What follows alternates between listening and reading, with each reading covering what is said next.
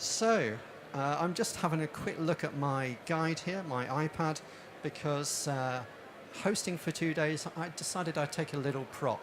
And it's very useful. It can keep me engaged with the social media and seeing what's going on there. But also I can remember, as importantly, not to miss anybody out. And I'm getting signs now. This is the Sustainable and Questioning edition of Event Camp. This is the one where we're bringing these remote speakers from different parts of the globe in. We're not flying them in. They're merely coming in over the technology that we have. And we're going to start very soon with Josh Dry. And Josh was instrumental. He's been instrumental in a number of event camps. One in Australia, two in the Middle East, and another one that we did in the Middle East together last year. So he's going to come in remotely. And one of the reasons that I asked him to talk to us this morning was really when he asked me to speak. He said, I'm not going to fly you out. In fact, I'm not going to fly any international speakers out because their event camp, they wanted to go for a sustainability qualification, a certification rather. And so I want Josh just to tell us a little bit about that, and also where event apps fit into that whole sustainable landscape as well, because you don't need to print out pages and pages of documents if you've got them on your device. So Josh, I'm going to come to you now. I'm getting a signal that you're good and you're ready for us. So if that's right, then I'm going to disappear to the back of the room, but in the meantime, keep sending your tweets and everything in, and I will be back to ask Josh some questions after he's spoken. If he does go on too long, I will interrupt him, and he knows that. So welcome, Josh. He should be appearing on our screen any second now, and he is about to be pushed through into the room. And hello, Paul. We are almost there. Are we almost there? Yes, he's going to come through. Is he here? Hello, Paul. Would you like to share your screen, Josh? Paul, yeah, I'm sharing my screen now. Sharing your screen? Yep. Okay, so we're just let's just keep an eye on the finger here and see what's happening. I'm sure he will be in a moment. I can see him in the bottom corner. I know he's there because I've spoken to him only a few moments ago, and he's waving at me. I don't know, the online guys,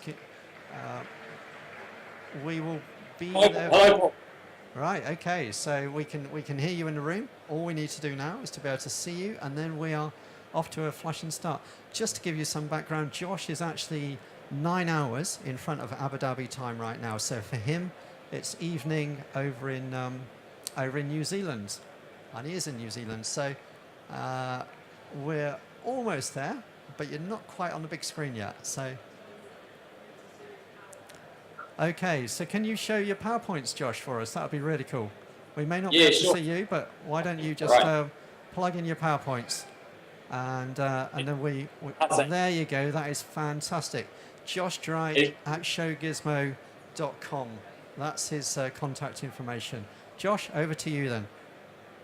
Hello, everybody. Well, thank you very much, Paul, obviously for such a kind introduction there. Hello to everybody in the room at GIBTM, and to hopefully hundreds of people we have online today. Thank you so much for joining us. These events are for you, as Paul has described. So 3 things we really want you to take note of today, and Paul's already covered over those. And one is the stream you're watching on right now.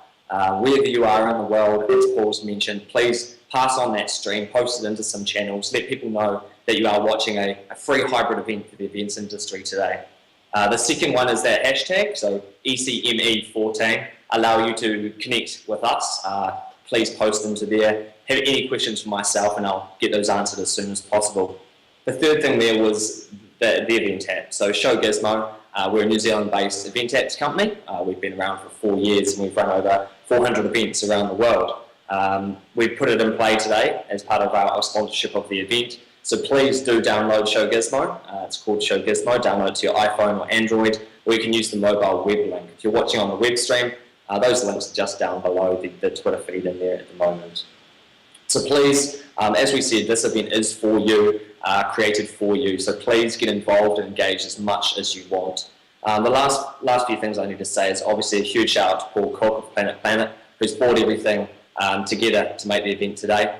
Martin Shepherdley of Be There Global for offering us his streaming technology, which we're utilising today, and obviously GIBTM to have us back again for a second year. I was lucky enough to be there last year, and again streaming into you from Wellington, New Zealand, as Paul mentioned. It's 8 p.m, just past 8 p.m. on a Monday night, coming to you from there. So again, you'll hear me mention why I love such events, and that is obviously a crux of why I like doing such things as this.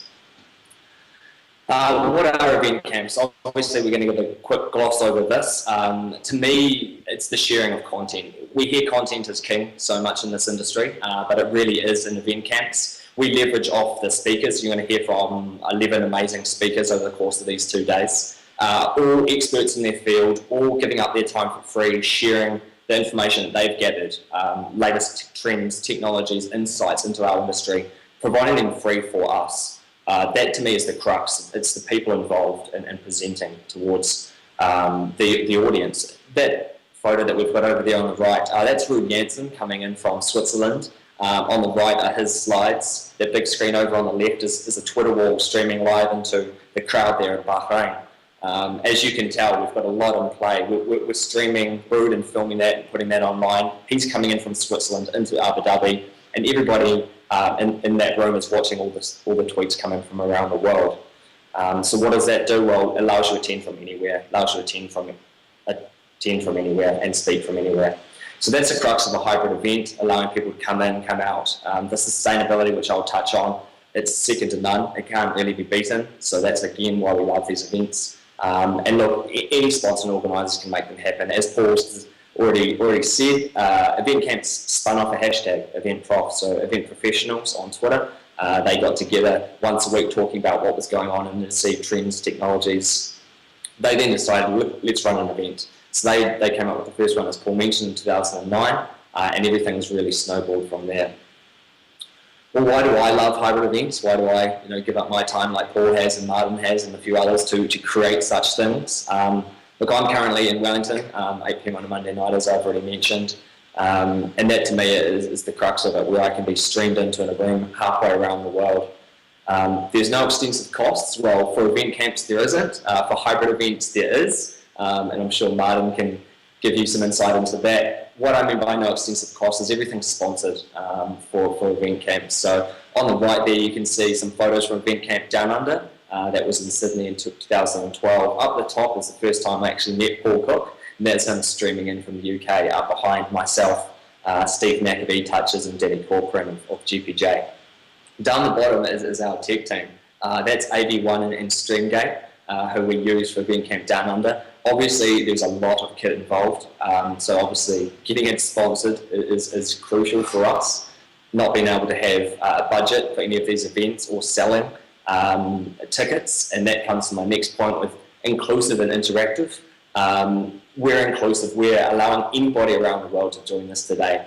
We've spoken with Martin, and we could have hundreds of thousands of people. It would just be a server load, which he's assured us is not going to be an issue. So we can have anybody on here today. So it is really inclusive. It is very interactive, as we've just said, allowing you to send a question over Twitter or through the event app or through the live web stream directly to the speakers. I don't believe it can get any more engaging than that. On the inclusivity as well, Paul and I always have a constant discussion about whether we should be charging for online registration. It does happen. People do charge, and you may have been charged in the past. Two main reasons why we don't for event camps. One is because we're trying things out. We've always worked with a new supplier. We've always worked with trying to push the boundaries. And as Paul said at the start, we did have a feedback, and I think that could have been my problem, so apologies to Paul and Martin out there who are probably stressing about that.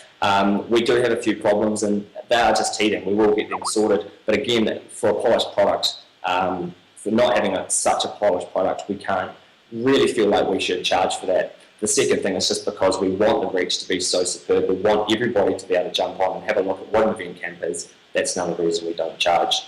Lastly, why I love it is because it is so specific. I'm going to be getting up I'm going to stay up tonight, and I'll probably be popping up again late tomorrow night just to jump in and watch some of the presentations I want to watch. I know that they're going to be recorded and available later, but I can obviously jump into what I want to see. There's some social media things that I want to catch later on day 2 tomorrow, so I'll be able to jump in and watch that relevant content for me. Why are we involved in regards to the company, Show Gizmo? As I said, Show Gizmo is a company that builds apps for events. Why would we be involved in such a thing? Well, one is the positioning that we get. We at Show Gizmo have to keep our finger on the pulse. If we don't, people will build what we should have. We need to know the latest technologies for phones, the latest trends, the latest things that are happening in our industry, keeping our pulse. So our finger on the pulse, sorry, to really know what is driving the industry, and if things we should be putting into our apps are available now, why don't we have them? Again, it's New Zealand to the world. As I said, we're breaking boundaries from coming into Abu Dhabi, and we have a good presence in the Middle East. Megan, who is there live at GIBTM, has been selling apps in the Middle East for 2 or 3 years now. So we do have a good presence there, and it is an industry, a market that we like to look after.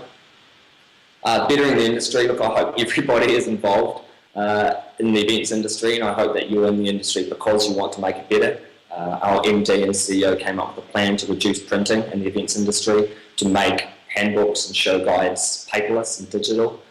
We feel they have achieved that, but the steps towards a fully fledged event app these days are far from that. We began with a digital show guide, taking away from printing, and now, as I will explain, the apps are going so far along towards being the one tool that you need in an event. Our philosophy, as I said, is to try new things. Try is one of our models that we work from. If our clients have something that they want to put into an event app, or they want to trial something, or we love going paperless with our clients. If someone comes to us and say, hey, look, we've been running this conference for 20 years, we now want to go paperless. Those are sort of things that really get us driven to work with them to come up with a great solution. The last point is it's not actually that hard. It'll be interesting to hear Paul's reply on this. The reason I'm saying that is because we aren't running the streaming like Martin is. I think event camps are working a great model if you can pass things on to certain people. Obviously, Paul's run a lot with the program. He knows and has really good speaker connections, so he's taken a lot of that under. I've taken a bit more of a marketing approach as well, and obviously Martin's come on board with the technical, knowing everything AV and streaming that's happening today. So if you can get parties involved, if you can get any money apart from the zero budget, then I say, hey, look, give it a go. So I'm going to run through a few challenges and successes here. Paul, I'm sure, will have a few more. These are just a few things that we've done in the past, at past event camps, that we thought were either positive or negative, and I'll give you some reasons for those. Again, we make everything transparent, so there will be a full report on this. There were full reports on all of those, and if anybody does want me to make them available, they are on site, but I can send them to you if you let me know. Event Camp Down Under was our first one. That was in Sydney. We went with a pod for this event. So what a pod means, and some of the hybrid speakers later will probably go into a bit more detail. We have an on location, like we do here in GIBTM. We had that in Sydney. We then had streamed online to a worldwide audience, but we also had a pod in Auckland, in New Zealand. So being a event camp down under, we wanted to have 2 locations in Australasia. So we had a room set up with in-room attendees, with speakers in the room, and also allowed them to watch the live stream. So that was a pod mentality. We actually haven't gone back to that recently in any of our event camps, and one of the reasons for that is, as you'll know, it's dual location. As soon as you bring a second location, you need to double up on everything that you have, and working with no budget, it's quite hard to do that. So the coffee, the food, the furniture, the AV, the streaming, all needed to be in 2 places. So although it worked great for us, and we did have a great community inside the Auckland pod, it's something that we've decided to take away from the other events. We did have very heavy streaming of tech, and I showed you a photo of that earlier. It's a bit held back from what we've done in the past as well, but it was great to obviously have that support to know that that's how much tech needs to be in play to get these things done. The social media concierge, and I'll touch on that again, it was something we trialled and ran with at Event Camp Down Under. Basically, it was me, and you'll see a photo later on of myself sitting behind the speakers, like Paul may be doing in the room today, monitoring the social media, and any questions that come in, live feeding those back to the speakers. So we've told our speakers that all questions will be coming in via Twitter and the app, and that if we had any questions that needed to be answered straight away, we would just interrupt that speaker, liaise that question back. So for the people from all around the world, any country, send in a question, have that answered straight away by the speaker. That's engagement that we really loved, and something that we have run with throughout the rest of the camps. Event Camp Middle East 2012, one of the difficulties, yes, this was held in Bahrain, with Megan obviously doing a lot of the sponsorship work there. She's our local Middle Eastern rep, and she worked with obtaining those sponsors. So The reason I put that down as a challenge was because we needed to find local sponsors for this. Be it global, is it obviously a global company. Martin's come from the UK. When we needed to find a streamer in Bahrain, we needed to find a streamer local to stream out of there. So that was just one of our things. So your base location is something that you need to be aware of. Sydney power cut, it's glowing at me in large red letters there. It was a very tough thing the morning of, so we were told about an hour before Event Camp Middle East 2012 was about to go live that all of Sydney had a power cut. We spoke to Annabelle Stewart of Sydney Convention Centre, who informed us, which was really great, that Sydney hadn't had a power cut in 14 years, and here we were the hour before we were supposed to go live. So risk management of that, what we did is, because we had great tech and social media in play, I could come into that early session, so I ended up speaking first when we were supposed to be streaming Sydney in, and then we basically moved everybody forward. We cut off 45 minutes at the end of the day for that session. The reason we could do that is because we used the digital means to provide the program. We changed that in the event app, we sent out notifications, we utilised social media. Those were the things that helped us make that turn into a success from obviously being rather large risk there. So last year we were at GIBTM. First at a major trade show. That was great for us because we can guarantee some on-location things. For those people in the room at GIBTM right now, you are at a trade show, there are toilets, there's food, there's internet, there's AV, there's great furniture around. It provides that for us coming on the back of the trade show. For those people that aren't there, this is what we did last year and provide a nice in-room. Having it on the back of a trade show, again, provides a lot of legs as their marketing channel is obviously rather large as well, so it's good to work with them to promote the event together. Last year we also worked with a speaker pull-out on the day. Not ideal, something that couldn't be handled. We had testing done, we had everything sorted. The speaker had to go into a meeting, which they told us was almost life and death, so that was the way it was. What we did to make up for that is Paul, again through his speaking channels, he was able to bring in Alan Stevens, who I believe is speaking after me as well. So he's a UK event professional who we basically interviewed live on air for half an hour about being a hybrid event speaker like I'm doing now, and the things that you need to be aware of, the things that are in play. So that was great. We turned, again, a heavy risk of a speaker pulling out into a benefit. And Alan was actually one of the most well-received speakers last year, so that was a great thing. So what I've referred to, again, is these good event techs and social media that we've been able to avert heavy risks by using. So having them in play, having an event app, having a site and channels where people are, and being able to push messages to them over the course of the event really helped us in those situations. I'm further going to go into a bit of event technology here that adds value, and I'm not going to talk about the latest fads or gizmos, for a better word. Event technology that adds value. Registration. So again, it's something that you should see part and parcel of every event, but it's never done as well as it should be. It should be seamless. We at event companies work a lot now with big registration systems, so we pull a lot of data from them, and we see that the information that comes across for registration, we didn't have it for this event, but it should be, again, seamless for delegates. It should be one experience, enter your details once, and across it goes. Nobody likes to fill in a form. With event tech, registration systems and event apps, we build APIs now, so they are talking to one another. So as soon as you do enter information in one end, it comes out the other. So look, all I'm saying is if you are organising events, ask your registration company if they do plug into any event app companies as well. Look, lead generation, this is something that you see at events. It's very big at expos and trade shows when you're given trackers, and a lot of people would have seen those trackers at events. Gone are the days of bringing in any other equipment. It's the time of BYOD, and that it's bring your own device. Everybody has a smartphone in their pocket. Everybody who is attending conferences these days has either an iPad or some form of tablet. So why not make the lead generation, make the scanning of QR codes, make the scanning of business cards readily accessible for those people. The same with communicating, document sharing. Why not do it through the apps? Why not do it with social media channels? You know, fish where the fish are. It would be impossible for us to get all the information out to these people by sending handbooks or printed documents. We have to use something like an app. We have to use digital means to communicate to these people. And I just believe that is the way that it's going further and further. Attendee feedback is another thing.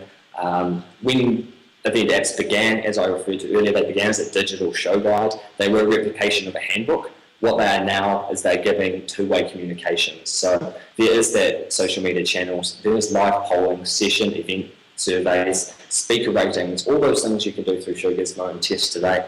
However, I think that is where we're going. We're starting to replace live polling handsets and trackers, putting everything onto the mobile and utilising that as the one tool to rule the event.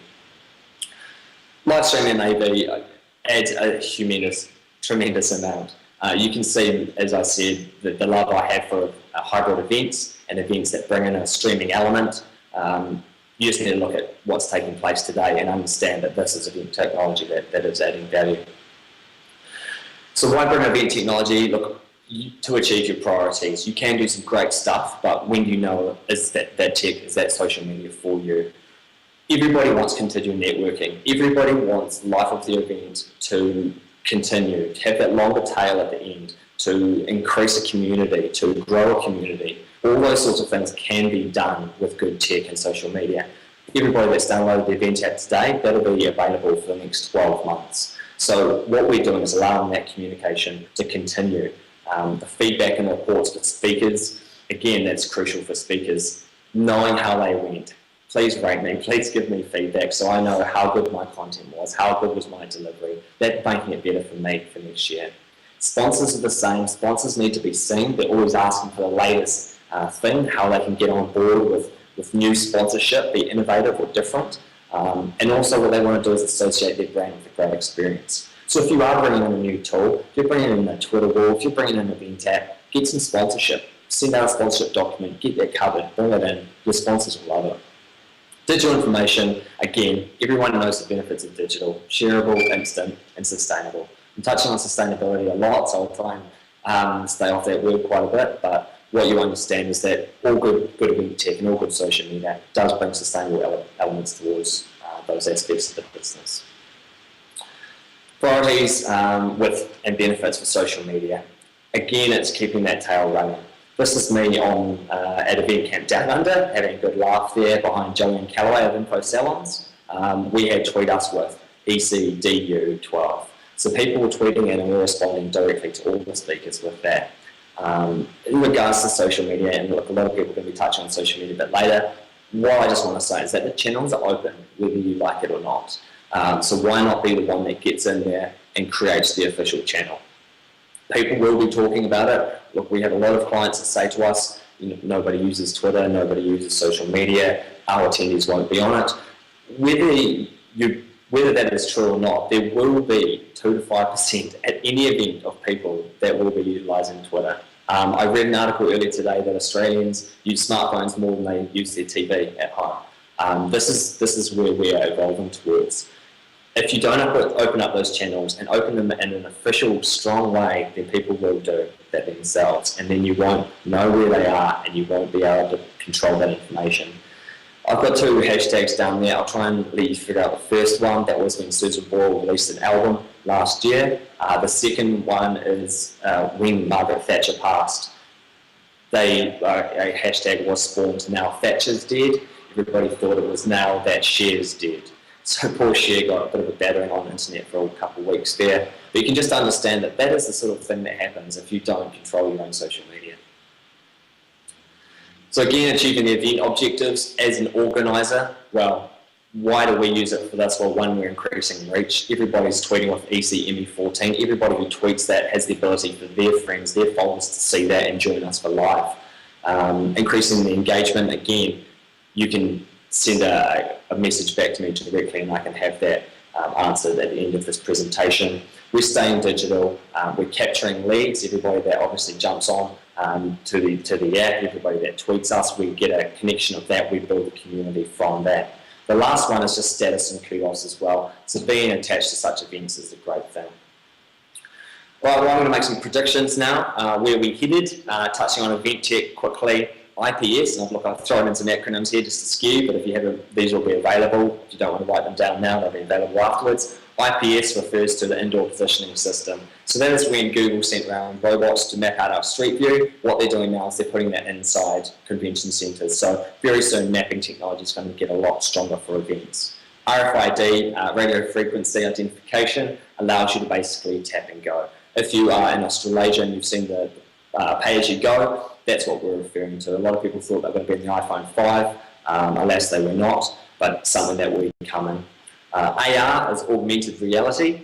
Now, really interesting stuff. If you're that way inclined, you think augmented reality is something that you could be interested in, please check out Kudan. Tomo Ono, the owner of Kudan, spoke at camp last year. He's in Japan, and if you Google Kudan, you'll see a lot of great examples online.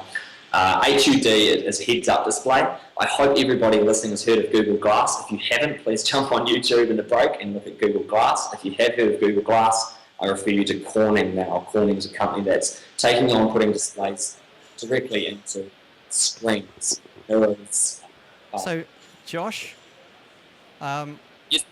I'm just going to ask you right now if you can you just switch your screen so that you can make yourself the focal point as opposed to the presentation, just so that we can see you on the switch between the two, if that's possible. Okay, we should probably almost have you in a moment, but great presentation. I've got a couple of questions around this whole business. Sorry, I'm getting some instruction from the back of the room here. No worries. Okay, stop your screen sharing and then we'll see you. Sure. Okay, do you want to do that? And then you'll be in the room with us. Okay, brilliant. So, where's Abby Cannons gone? Abby Cannons? Okay, well, I've got Susanna in the back of the room here. They wanted to see you. They saw your slides, but they wanted to see you more. So, you've got some really good fans around. And yeah, that was just brilliant. And thanks for all the name checks along the way there. I was going to ask you, in terms of the what you're seeing in event apps take off in your part of the world, in Australia and New Zealand, are people now used to the idea that maybe they don't need to carry a big program, a big directory around, or what's the rate of adoption where you are currently? Yeah, look, Paul, it's something that I thought would be coming a lot faster to the industry. When I joined the company 3 years ago, look, I thought we had to move. We were riding that sustainability wave. Alas, it hasn't really happened. Yes, there are more smartphones, and we're riding that wave too, but getting into people's heads that they're only using that program, for half a day, they're throwing it in the bin afterwards, and they're never going to look at it again. It does take a lot of education. We work with our clients sort of on a per event, a year-by-year basis. For the first event, what we'll do is we'll say, you're paying $3,000 for an event app. Why not reduce your printing by 30%? 30% for your first event is pretty standard. Then the next year, what you do is you look for probably a 50%, 60, 70% reduction on printing. You're obviously getting that app sponsored. The money you're paying for the app, you're reducing those costs. Australia has some of the highest adoption of smartphones in the world. We go to events there, they range between 70 to 80% of adoption. Wow, New Zealand's just like that. That's quite a rate. Yeah. And it does, on a second year, it does come down to the industry, what sort of industry you're in, and then the third thing is communications, how well you communicate the fact that you have an app. And do you think that is there some education needed for event planners to basically say to whoever the delegates are, look, we're going to have this app, this is what you need to do to really be aware of it, so that people are not scared of it at the outset? Do you think we spend enough time doing that, or do you think we just give devices across to people and expect them to be able to just pick it up? What's your experience? Yeah, that's a really good one. It does take a lot of education. There's a lot of education, and look, I mean, I do a lot of event concierging, which means that I'm at an event and I'm talking to all the attendees about how to get the app, how to download. A lot of the time, you are doing general, what's my iPhone, password.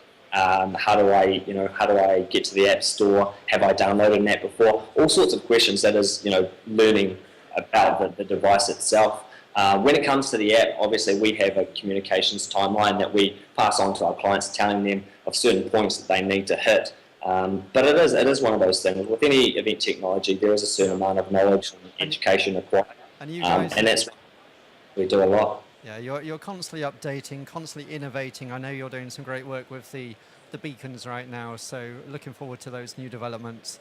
I'm going to bring this particular part of the session to a close, but people that want to get in contact with you, Josh at showgizmo.com is where you're found, and I know that you'll be happy to take questions long after today, so you can correct me if I'm wrong, but I'm getting a nodding head, so that's great.